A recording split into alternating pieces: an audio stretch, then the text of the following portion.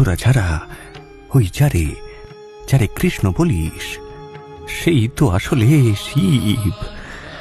আবার সে তো কখনো আদ্যা শক্তি মহামায়া, আবার কখনো সেই সেই তো আল্লাহ, আবার সেই যিশু। এক এক রাম, তার হাজার নাম।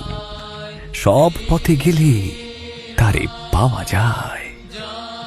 মনের মধ্যে এখানটিতে ব্যাকুলতা থাকা দরকার। কি জানো তো, অনন্ত পথ, তার অনন্ত মত। যত মত তত পথ।